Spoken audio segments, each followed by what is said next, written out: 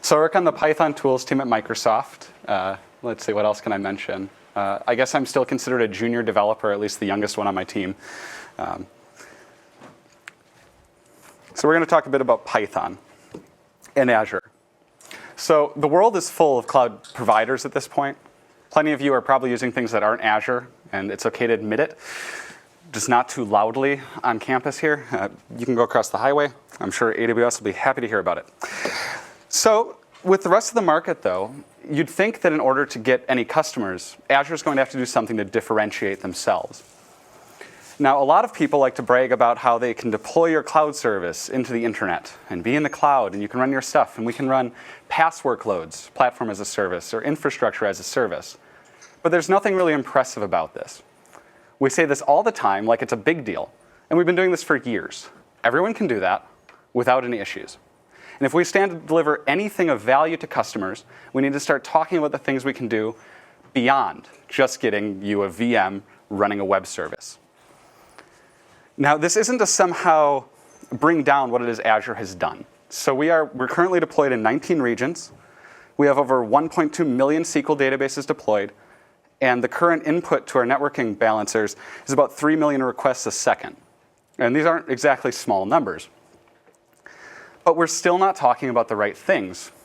All of those things talk about the very normal things you were doing as a sysadmin before. You had your machine, your SQL database, and a website.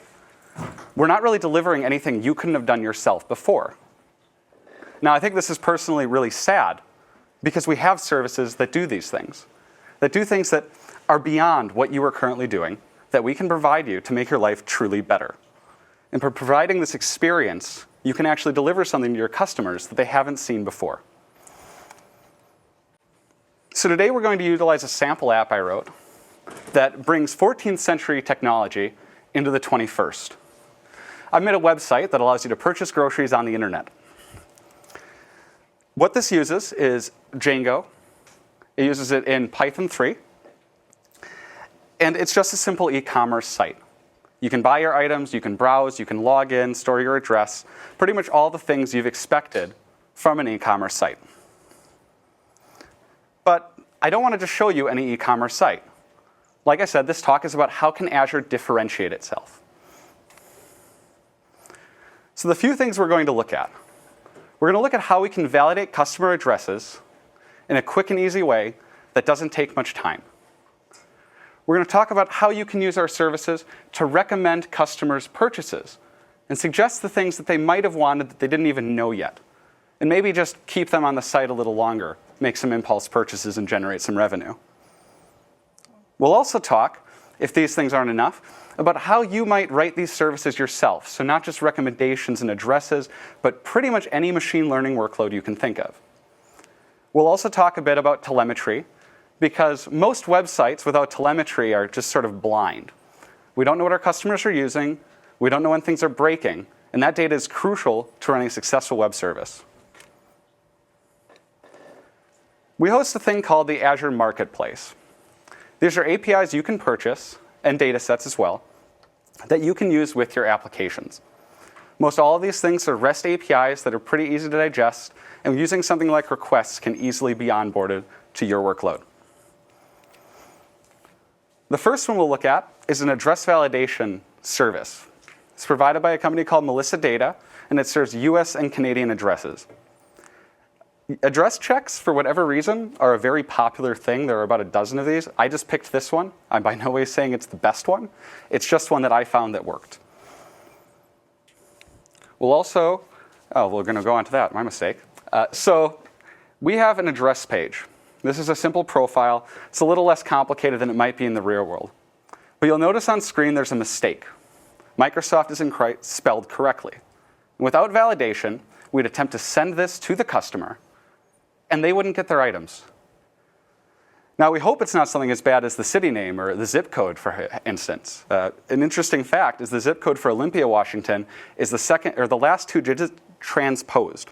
So 9825 is Olympia. And if you enter that wrong into a website with a common address, say 1st Street, 140th Street, your items are going to go to someone entirely different than you. And that's going to be tragic. You're going to pay for goods. And with something like groceries, they spoil. So it's not like we can send it to you later. we've now lost those goods. So what if instead of just having it wrong, we could correct it for you and display you an error that told you you've done something wrong, correct it, and have you resubmit with the corrected address information?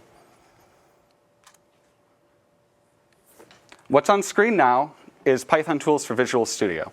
This is one of the products I work on at Microsoft. It's an IDE that's usable on Windows from inside Visual Studio that provides you with a nice editor, IntelliSense, debugging support, as well as deployment help to things like Azure. The highlighted lines in the middle are really the interesting things it takes to do address checking.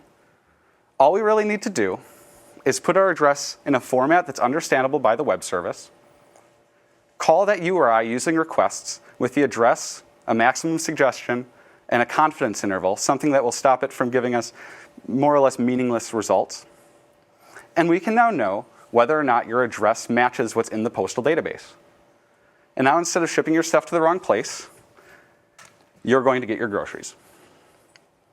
So that one's pretty easy, though. It doesn't really require a lot of machine learning. Right? The database is something that's well understood. All they're really doing is probably something like hamming distance between what you entered and what exists in the database. So let's look at recommendations. Recommendations is a service provided by Microsoft. It's written by a team we have here, and it allows you to do machine learning, train your model, and then request against that live service for recommendations based on the items in your store. So how might that look? This is an item page on Azure Fresh. It's pretty basic. It has a price, a description, and a picture. We could add a recommendations area, something that gave you items you may have wanted to purchase. In this case, we think carrots and peas go well together, so we recommend that to you. This is minding the simplest form of recommendations for your service here. So I'm using what's called a frequently bought together algorithm. It simply pulls in the frequency of purchases. It's just an expectation, really. You can go as far to look at the individual customer, the things they purchased in the past, the things in their cart, and use that to determine this area too. I chose to keep it simple as that's a really big thing and deserves a talk of its own. But it's a very flexible API that's capable of way more than I'm using it for. So we have to train our data, and that's what's on screen now. It's a little more complicated than the address thing, because in addresses, we didn't have to train anything. But the training's pretty simple. We use a library called Recommendation Service. It's a fairly simple library. All it does is wrap request calls. And so we provided an email and key so we can authenticate with Azure Data Marketplace. We create a model by any name, in this case groceries with a date time after it. We import a catalog of items, that is to say everything in our store. We import a transactional history of purchases so we can correlate the items in our store and how they might be purchased together. Once we've imported those, we can build our model, and we set the current model to the one we just built. And that's it. This takes between 5 and 10 minutes to run in my store. I have around 50 items.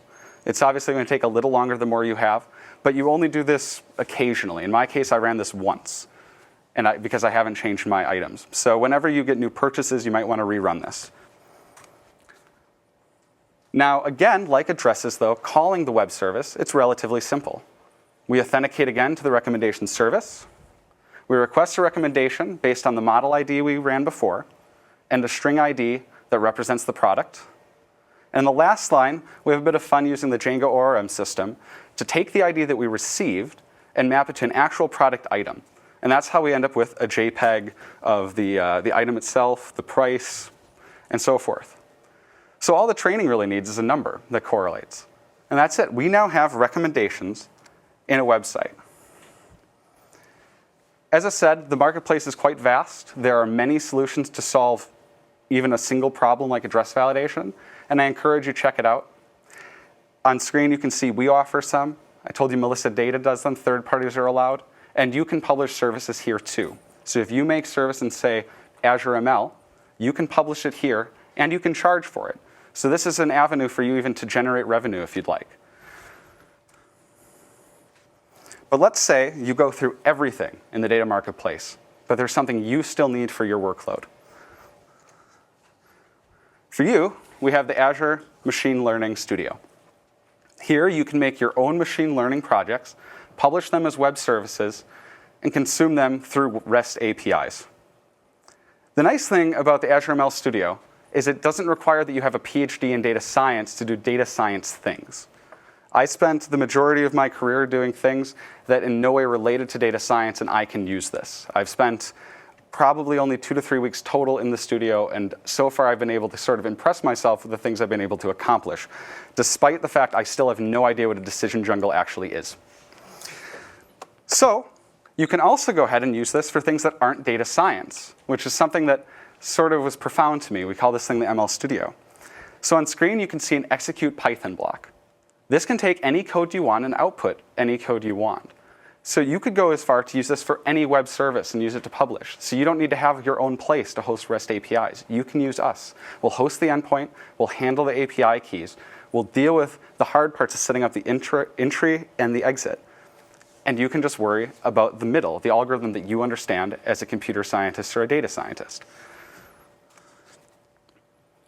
So this here is showing just how easy it is to get a web service going. To get to this point, all I did is take what you saw on the previous screen and click a Setup Web Service button. It detects where the inputs and outputs are, and then you can configure in the properties which ones you want to expose. And then after this, we simply say Publish. You'll be given an API key, as well as a web endpoint that you can use.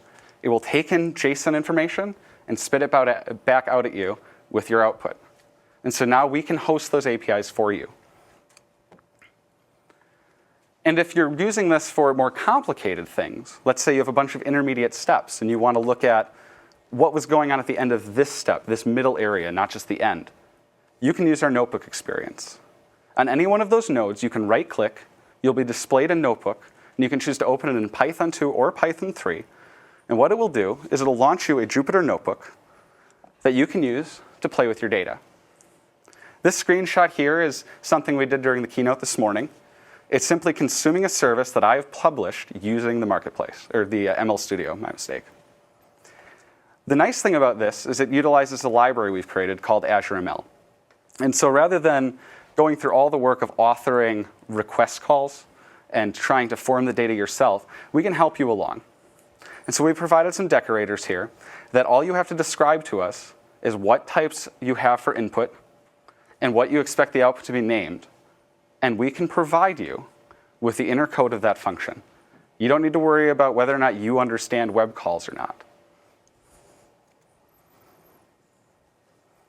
So I've talked about how you can make some services, how you can use some services. But what about knowing if these are being used and knowing how they're changing the way a customer interacts with your site? This is where application insights comes in. I find that collecting decent telemetry data is one of the most important things about running a successful cloud service. So it's all fine and good to create the best site in the world, but ultimately, what good is that if you don't know if it's being used?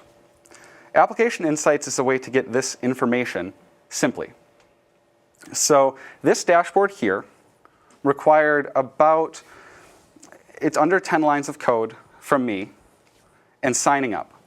And when you sign up with Azure websites, they even create one of these for you. The way this works behind the scenes is it gives us a web service provided by Application Insights, and they give a GUID. And you take this GUID, and you make web service calls to them with your telemetry data, and then it's up in this dashboard. So I told you, pretty simple code. In Django, we can use WSGI middleware, and these 2 lines are going to give us all server-side requests and failures. The dashboard I showed you earlier has the ability to have alerting. And so with these 2 lines of code and a few clicks on the portal, you'll now have an understanding of how many customers are using your site, when they're using your site, how you need to be scaling. If things are failing, why. You'll get a stack trace. You can go back and try to fix your problem. 2 lines of code. And if we wanted to go a little further than that, they provide in the portal these few lines of JavaScript code. So again, I want to stress, you don't have to write this. It's kind of ugly. It's not formatted well. But this here will give you client-side reporting. The handy thing about this is it will go as far to let you know how long it took a client to load your page. Where were they when they tried to load your page? What browser were they in? And so you can start to understand if there's an issue with Chrome. all of a sudden, for instance.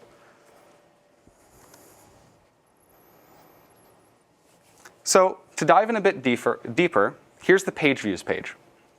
Now, I think this one is particularly interesting to me, and it's pretty easy to get to.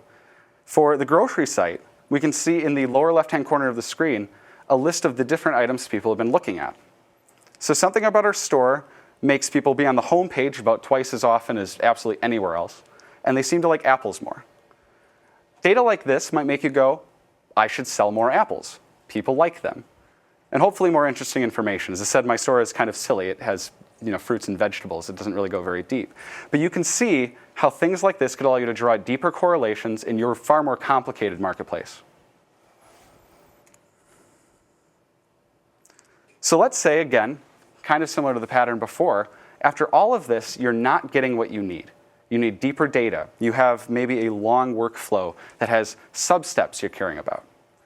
Application Insights is flexible enough to allow you to record any event, trace, metric, or exception you want. And all you need to do is use their telemetry client. I didn't mention earlier, Application Insights is a Pipey package, very simple to install, and works on virtually any platform. For those of you that don't do everything in Python, this works over JavaScript, Node.js, Ruby, .NET, and more. And so since they've written platforms everywhere, for those of you with mixed workloads, where maybe you have a native application running on a Mac, maybe you have a Windows application, you have your web service, you can use this logging in all of those places. Similar to before, custom events have their ability to be dashboarded. What you see here is some diagnostic searching as well as filtered events and how you might see this data. It's not too different from before. The only thing worth calling out is that it is extendable enough that you can continue to add any event you need for your task. We've worried about the basic ones, but we accept that you might want more than page views. So as I tried to show, Azure has an advanced ecosystem full of lots of things that we can use. It has the ability to write machine learning algorithms, consume other people's, record what your data does, and publish into the cloud. And all of these things go above and beyond just getting a website up and running, which is what it seems we want to tell you about. And these things we just keep like they're little secrets that we don't want to share with the world. So with the help of Microsoft Azure, Azure ML, and a bit of App Insights, we have created a better user experience for our customers. And so what I have here too is for anyone that wants, Azure Fresh is actually a sample on my GitHub page. There are complete instructions on how to do everything I showed today. And you can go from a basic repo without these changes, make them yourself, publish to Azure, and sort of see how these things work. And hopefully over time that will continue to grow, so you might want to watch it and watch for updates, because I kind of keep adding new things that are in Azure that I think are interesting. So if that's it, I was hoping to answer any questions people might have, and I'm happy to dive into anything I didn't mention about Azure that you'd like to talk about.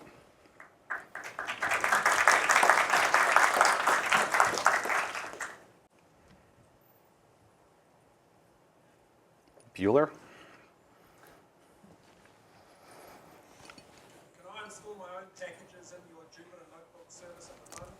I'm trying to install CatMail. So I'm going to answer that with a no, and I see Dino has a really big grin, so I want him to answer no. So we don't give you network access right now, and you're running in the system Anaconda. If you wanted to get really creative, you could put a package into blob storage and download it inside of the notebook, because you have access to Azure from within the notebook.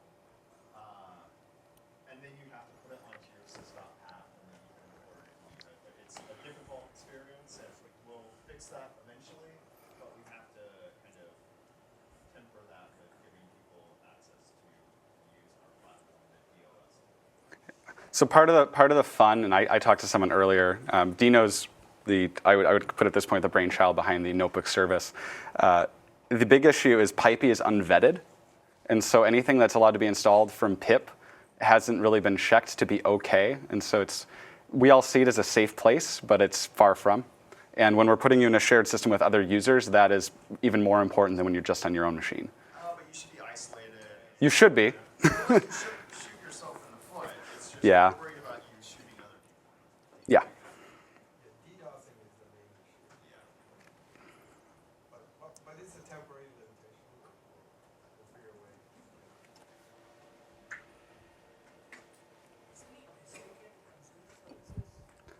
Yeah, so I'm just gonna back off of the slide. I assume everyone's had a chance to see it, and I'll set myself back to non-duplicating so I can drive you through some stuff.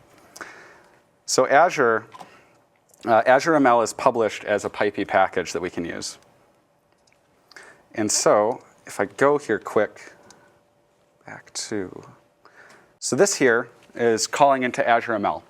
And what this allows you to do is everything from playing with your data, which is what I do in this sample. I'm just simply looking at the frame, and we can do some more interesting things. We could plot, for instance, age against work class or bachelor's degrees. Let's say look at education. And so this allows you to play with that. That's the simple version, right? We're just looking at data sets. The two other things it does that are big, and that's not to say it's everything it does, you can publish Azure ML services using this. So you can do your stuff in Python and publish it all through the SDK. You can also consume them. And so if I go here,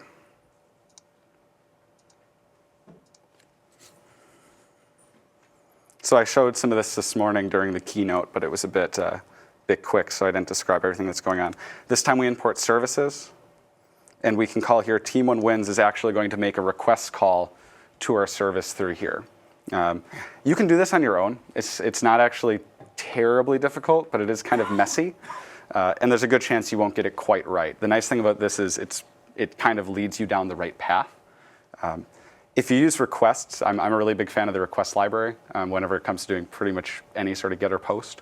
You can use urllib2 and stuff if you want as well. But really, that's all you need to do to consume something. They're all REST endpoints. And so for the most part, they take some JSON data package packed up, send it over there as a post request, and it comes back with the response.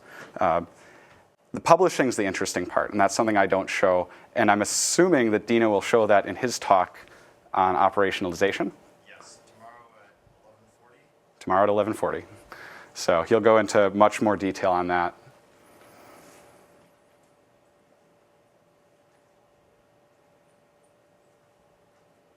Okay, well, it looks like we're going to be done a little early. That's not a bad thing. Seeing as the way the days went, it might be okay. So.